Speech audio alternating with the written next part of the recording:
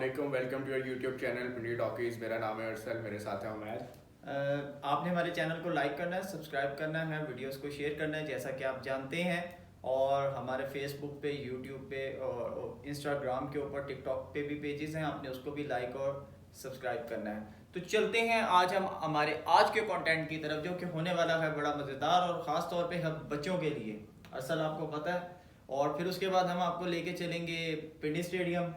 वहाँ से बड़ी ज़बरदस्त दिलचस्प किस्म की आज जो इनिंग्स हैं वो खेली जा रही हैं। और उसके बाद फिर हम आपको कतर भी लेके जाएंगे, फिर हम आपको पॉलिटिक्स की तरफ भी लेके जाएंगे। लेकिन अभी हम सबसे पहले जो हमारा सबसे बच्चों के लिए जो सबसे बड़ा ज़बरदस्त आज लाहौर हाई कोर्ट ने जो है फैसला दिया है कि 3 दिन, ये वैसे तो बच्चों को एक छुट्टी होती थी पंजाब में, फेडरल में 2 होती हैं। तो लेकिन आज बड़ा ज़बरदस्त उन्होंने कहा है कि जी बच्चों को 3 दिन की छुट्टी होगी।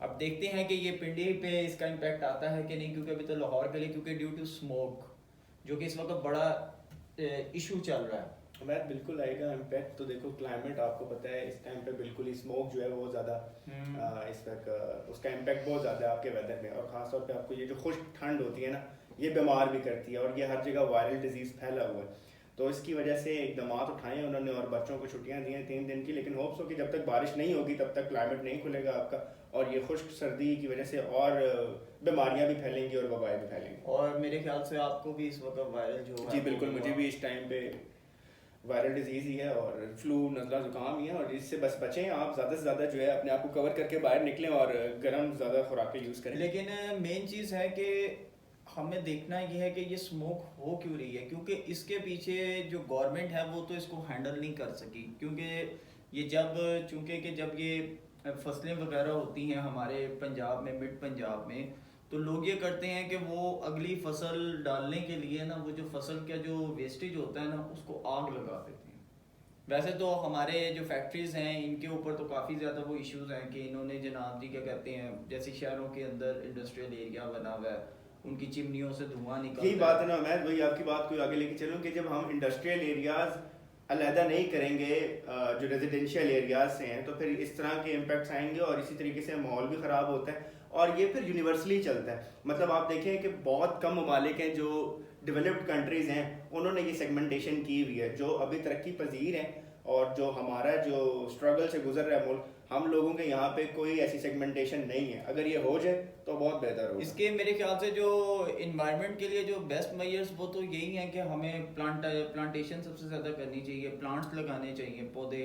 और उसके साथ साथ फिर हमें यह है कि वेस्टेज हमें खुद उठाना चाहिए। जैसे कि जापान ने ये फीफा में दिखाया कि अपना वेस्टेज, हमारे यहाँ पर ये होता है कि मोस्टली जो हमारे व्यूअर्स को भी पता है कि गाड़ी हमारे पास 1 करोड़ की होगी, ठीक है ना। तो अगर हमने बॉटल पी है तो हमने शीशा यूं करके नीचे करना और उसको यूं उठा के रोड पे फेंक देना है। इसी तरह अगर हमने फॉर एग्जांपल, एक दफ़ा मैं आपको अपने साथ बताऊं कि ये मेरे साथ हुआ मरी रोड के ऊपर, मैं बाइक पे जा रहा था तो एक बंदे ने लेस खाया, ठीक है, और आई थिंक सो कि मसाला था। उसने ऐसे ही शॉपर उठाया और गाड़ी से बाहर फेंक दिया। उसके अंदर वो जितना उसका जो एंड का था ना, वो सारा मेरी आंखों में आ गया, जिसकी वजह से थोड़ी देर के लिए हुआ कि मैंने बाइक बीच रोड में भी कि शायद बड़ा हादसा हो सकता था। लेकिन ये है कि अल्लाह का शुक्र है कि बचत हो। तो हमें खुद थोड़ा सा एहसास करना चाहिए। इसी तरह पिंडी में एक बहुत बड़ा, हमारे बुजुर्ग बताते हैं कि जैसे कि नाला लई है, इसके बारे में कहते हैं कि मैंने जो इसका गूगल में, अगर आप हमारे व्यूअर्स भी सर्च करें तो इसको रिवर लई के नाम से, ठीक है, ये मशहूर था।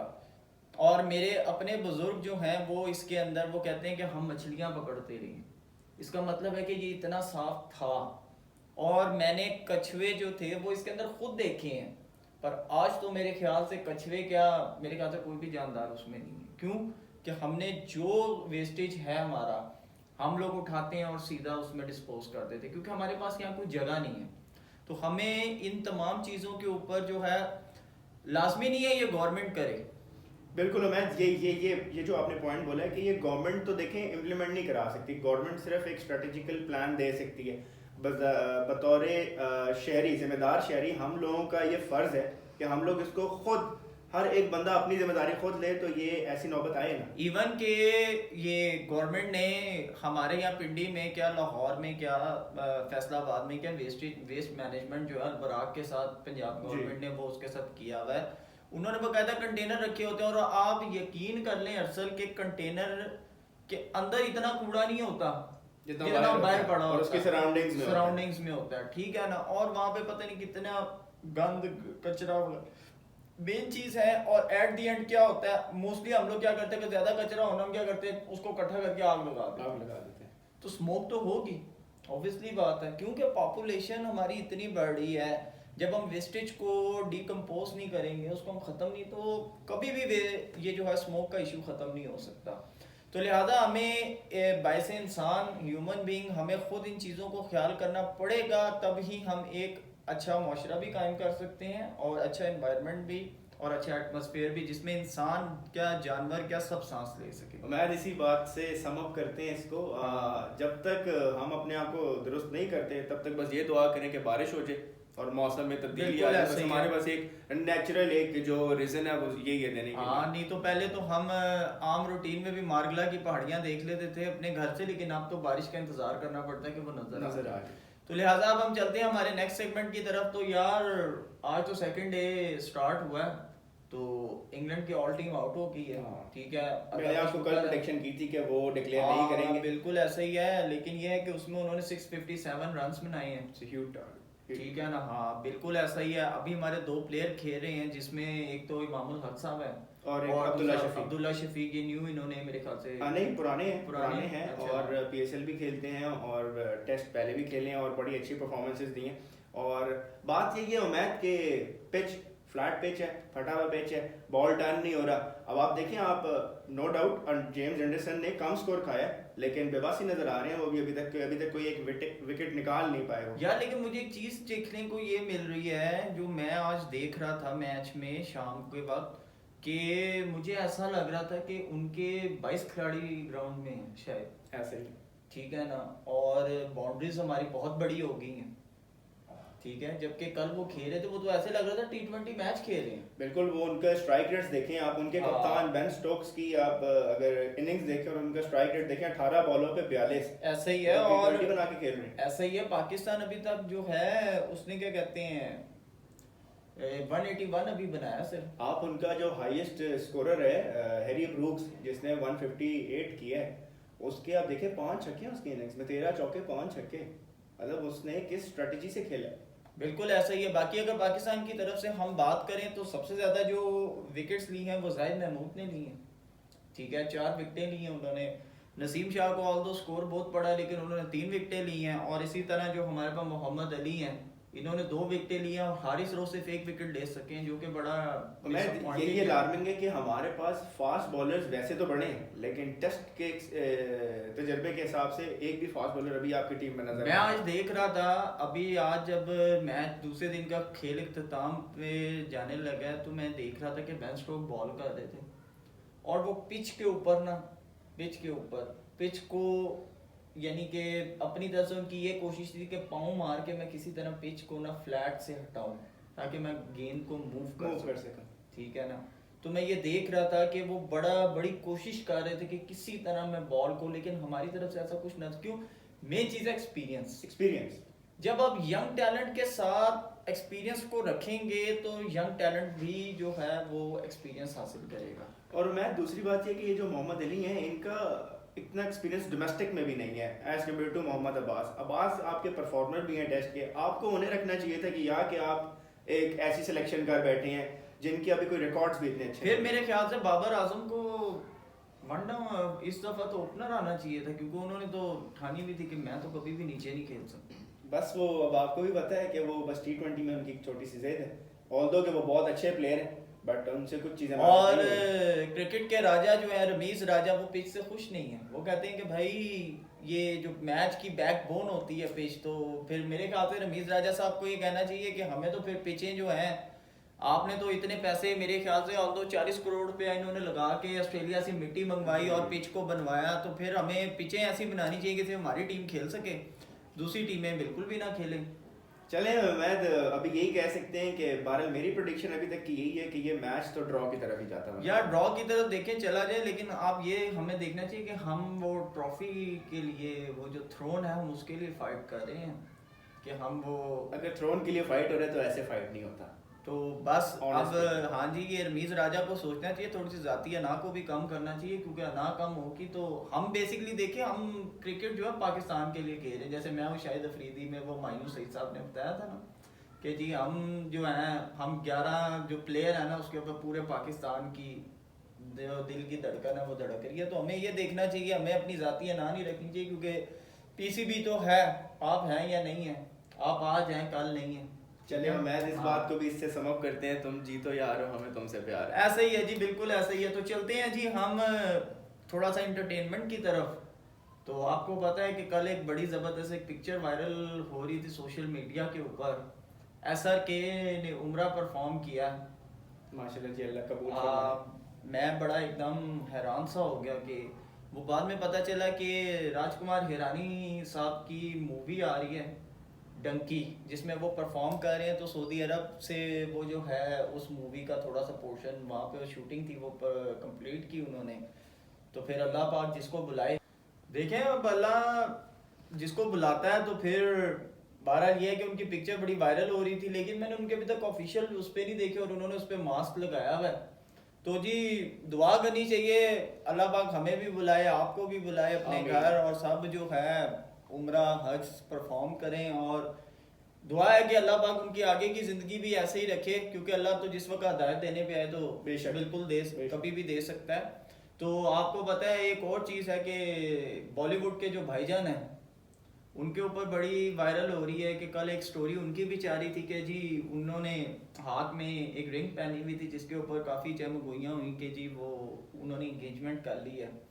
तो ऑल्दो उनको इससे उन पब्लिसिटी, तो वैसे उनको पब्लिसिटी की ज़रूरत तो नहीं है, क्योंकि लेकिन उनकी मूवी भी तो कोई नहीं चल रही। हाँ तो पब्लिसिटी तो ऐसा ही है बिल्कुल। तो सलमान भाई, बेसिकली हम बात कर रहे हैं सलमान खान की, तो वो बाद में पता चला ड्रॉप सीन ऐसे हुआ कि उन्होंने फिर खुद बता दी, उन्होंने कहा ये अंगूठी जो है हमारे वालिद साहब ने, सलीम खान साहब ने हम तीनों भाइयों को दी है, तो ये इस वजह से मैंने पहनी हुई, ये एंगेजमेंट की नहीं है। तो ये उन्होंने जो इंटरव्यू दिया ये क्या कहते हैं आईफा अवार्ड्स की वो रेड कारपेट के ऊपर उन्होंने वहाँ पे बताया।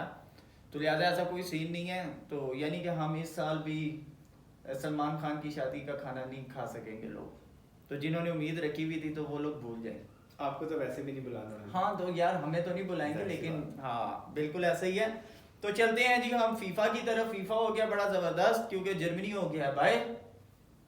व्यूअर्स को बता दें कि आज भी मैं जीत चुका हूँ। हाँ वो तो लाजमी बात है यार, आपने जीतना है, क्योंकि आप सपोर्ट करते हैं बड़ी टीमों को, हम करते हैं छोटी टीमों को। हम हमेशा कहते हैं यार ये इसके नीचे से जो उठ के ऊपर जाने का मजा है ना, वो कहते हैं ना हार के जीतने वाले को बाजीगर कहते हैं।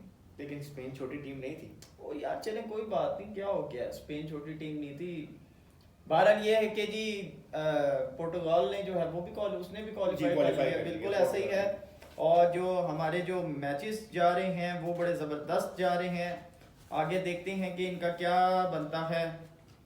और आपको बता दूं कि जो इस वक्त जो मैच की पोजीशन है जापान वर्सेस स्पेन, जापान ने 2 गोल से स्पेन को जैसे कि भाई ने बताया हरा दिया है। ये ग्रुप ई का मुकाबला था। उसके बाद ग्रुप ई में एक और कोस्टारिका एंड वर्सेस जर्मनी। जी कोस्टारिका वर्सेस जी और कोस्टारिका ने 2 गोल किए, जर्मनी जीत के भी।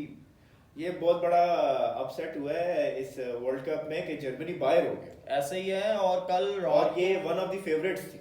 ऐसा ही है, और इन्होंने वर्ल्ड कप भी जीता हुआ है। जी जी जी। तो आगे जो है क्रोएशिया वर्सेस बेल्जियम जी, और इसमें जो है दोनों का बराबर हो गया मुकाबला। और उसके बाद आगे जो है कनाडा वर्सेस मोरक्को है, जो कि मोरक्को ने जीत लिया और कनाडा इन्हें 1 गोल किए, 1-2 से जीता है, यानी कि मोरक्को ने 2 गोल किए हैं और कनाडा ने 1। और इसी तरह कोरिया वर्सेस पुर्तगाल आज 8 बजे मैच है। जिस वक्त हम ये वीडियो रिकॉर्ड कर रहे होंगे तो मैच अभी शुरू हो रहा है। और दूसरा जो है घाना वर्सेस उरुग्वे, यूरुग्वे, और ये 8 ये भी आज ये हमने आपको वैसे कल भी बता दिया था कि आज होने वाले मैचेस का। और सेम प्रेडिक्शंस हैं यूरुग्वे और पोर्टुगल। ऐसा ही है बिल्कुल। चलें जी देखते हैं क्या बनता है आगे। तो उसके बाद हम आपको बताते हैं कि सबसे पहले सऊदी अरब ने जो है ड्यूरेशन बढ़ा दिया जो पाकिस्तान को डिपॉजिट दिया हुआ, ठीक है। और उन्होंने क्योंकि सऊदी अरब के साथ तो हमारे वैसे भाई वाले ताल्लुकात हैं, ठीक है ना, तो हाँ भाईचारा है, जैसे हमारे चाइना के साथ हैं। तो उन्होंने कहा है कि कोई बात नहीं, हम टर्म डिपॉजिट आपका बढ़ा देती हैं, तो पैसे वो हमसे नहीं ले रहे। ये पाकिस्तानियों के लिए गुड न्यूज़ है। लेकिन एक बैड न्यूज़ ये है कि रशिया ने हमें तेल देने से मना कर दिया। उसने कहा है कि जी मेरे पास तो जो है ही नहीं, क्योंकि मैंने तो ऑलरेडी जो है वो सोल्ड कर दिया है, तो लिहाजा आप ऐसा करें हमारे साथ बात कर लें, तो नेक्स्ट उसमें हम आपको देखेंगे, अगर आपको हमने देना हुआ तो डिस्काउंट पे हम दे देंगे, लेकिन इस वक्त तो कोई नहीं है। ये तो आगे वक्त ही बताएगा कि इस स्ट्रेटजी का जवाब ऐसा ही क्या है, आएगा और बिल्कुल। इसकी consequences हाँ, अब क्या ये इसके ऊपर खान साहब इसको कैसे खेलते हैं, खान बिल्कुल साहब तो ऐसे यही ही कहेंगे हर उस बंदे वक्त का मैं, नजरिया हाँ, और हर पार्टी इसको देखो किस एंगल से लेती है। ऐसा ही है, खान साहब तो यही कहेंगे जिस वेले मैं ਤੁਹਾਨੂੰ ਕਿਹਾ ਸੀ तो ਤੁਸੀਂ नहीं लेता, ठीक है ना, तो ਹੁਣ ਤੁਸੀਂ ਲੈਣਾ, ਹੁਣ ਤੁਸੀਂ ਚੱਲ ਪਏ ਹੋ ਤੇ ਹੁਣ ਤੇ नहीं भाई, ठीक है। तो इसमें देखें जी खान साहब और प्यूटन की क्या आपस में बात हुई थी, ये तो क्या पता खान साहब अगर दोबारा आते हैं, ठीक है, तो फिर देखें क्या बनता है, शायद खान साहब को दे दे प्यूटन। तो बाकी इस वक्त ये है कि पंजाब असम्बली का बड़ा ज़बरदस्त हुआ है कि परवेज़ इलाई के ऊपर था खान साहब को एतबार, लेकिन परवेज़ इलाई ने तो तहलील करने के लिए असम्बलियाँ मांग ली है 2 महीने की मुद्दत। यह आज बड़ी ज़बरदस्त खबर जा रही है। और उधर से आपको बता दें कि KPK की असम्बली में भी ऐसा ही कुछ है, परवेज़ खटक और असद कैसर और जो वहाँ पे CM KPK हैं उन्होंने भी कहा कि खान साहब थोड़ा सा इंतज़ार करें। अब देखें, लेकिन क्योंकि असल में बेसिकली उनको प्रेशर आ रहा है जो उनके अपने MPs हैं, क्योंकि असल हमेशा पॉलिटिक्स में ये होता है कि हम चाहे जब स्टार्ट होता है ना टर्म, तो उसके बाद 4 साल तो आप बाहर की तरफ देखते हैं, आप लोगों से नहीं मिलते, लेकिन जो आखिरी साल होता है ना वो हमारा होता है, बिल्कुल उसमें हम अपने गलियां पक्की कराते हैं, ठीक है ना, ये MNA MPA से हम काम करवाते हैं, उस वक्त काउंसलर की फिल्म ख़त्म हो जाती है, क्योंकि हमें भी पता होता है ना साल बाद MPA साहब ने MNA साहब ने हमसे वोट लेने आना है, हम फिर अपनी गलियां पक्की करवाते हैं, हम अपनी लाइटें ठीक कराते हैं, हम फिर अपने नए वादे लेते हैं, सारी चीज़ें लेते हैं। वो कह रहे हैं साल पहले ही आप अगर असम्बलियाँ तोड़ देंगे, ये तो काम कराने के दिन है। जैसे कि आप आजकल देख रहे होंगे कि राजा बाजार में भी बड़ी कंस्ट्रक्शन रोड वगैरह बन रहे हैं, सारी चीज़ें बन रही हैं, लाजमी बात है इसी के ऊपर तो वोट लेना जी, ठीक है ना, क्योंकि हम लोग तो हैं ही ऐसे, हम लोग तो कभी भी लॉन्ग टर्म तो देखते नहीं है, ठीक है ना। हमारी तो अवाम इतनी अच्छी है कि हमारी गली का अगर कोई महल्ले का अगर कोई गटर का ढक्कन बना देना, हम कहते हैं उस्ताद जी वोट आपका है। हम ऑप्टिमिस्टिक नहीं है ना। हाँ, हम कभी भी ये नहीं देखते कि यार ये बंदा है, हमें इसके लॉन्ग टर्म क्या बेनिफिट्स हैं, बिल्कुल, ठीक है ना, हम जस्ट अपना फ़ायदा देखते हैं।